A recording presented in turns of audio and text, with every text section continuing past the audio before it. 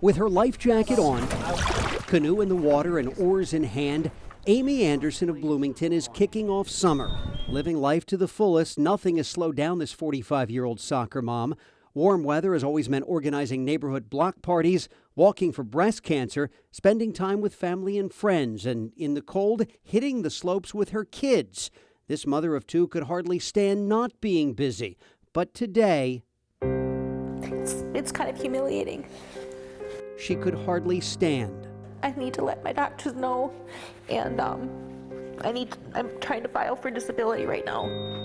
Spending time in clinics for days on end, getting steroid infusions, trying to ease the pain that all started with a loss of feeling and trembling. It's like my whole body is shaking, but I can't see it. I woke up one morning and my legs were completely numb. I thought maybe a pinched nerve or that I slept funny.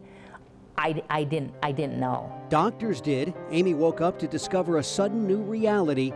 She had multiple sclerosis. Lesions growing on her brain that could lead to a variety of physical or mental symptoms. For Amy, it was her legs, suddenly feeling like lead weights and always feeling tired. I was angry.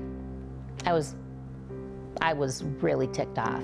I had young kids at home, and it was going to change everything. Walking here is a big deal. Yeah, it's a big deal. It took yet another round of steroids to get her on her feet like this, but it won't last. So this one fits my personality more. Most days she relies on a cane and increasingly a scooter. Imagine the mental toll it must take, slowly losing not just your independence that comes with simply moving your feet. One day you can, the next day you can't. But it cost Amy her job, and she found herself having to move back in with her parents. It's just been horrible to watch her come in the door, just exhausted, crying. It's awful. Her parents' support has been unwavering. There's Mom right by her side at the clinic on the day we visited, but still Amy felt alone. I didn't want to ask for help. And it's just really, seriously, this last 6-8 months that I've reached out. And she found a huge source of comfort in a friend, Shannon Dotson of Minneapolis. Her days of hiking up mountains are behind her. Shannon herself was diagnosed with MS 6 years ago. The thing is that no matter how close of a friend someone is, they don't understand unless they have it.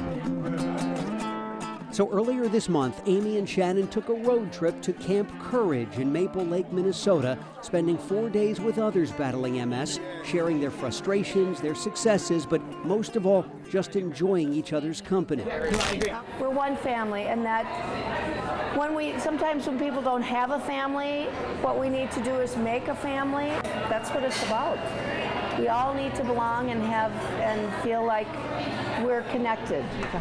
Welcome to camp. Thank you very much. For the 100 or so people attending camp this week, it's about the friendships with people who really get what they're going through. It's literally about staying afloat.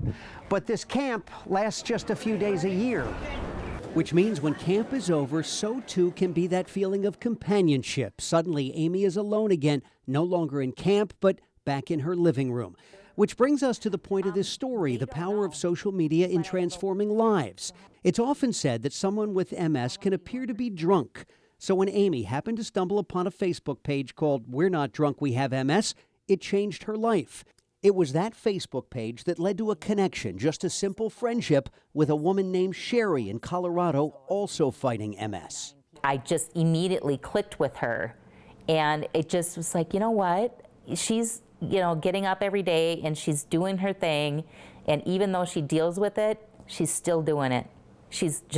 You have to keep going. But the story doesn't end there. That friend, Sherry, was one of the first on that members-only Facebook page, already over 11,000 members in just 10 months. So Sherry decided she wanted to get everyone together for a sort of reunion at her home in Colorado. And so Amy and Shannon loaded up their car. I'm just going to shove stuff in here. And took another road trip, this one more than 900 miles. That's where we're heading, to Littleton, Colorado, for the first annual family reunion.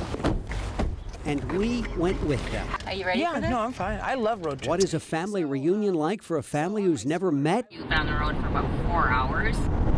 Headed to Colorado, Brad Satin, 5 Eyewitness News.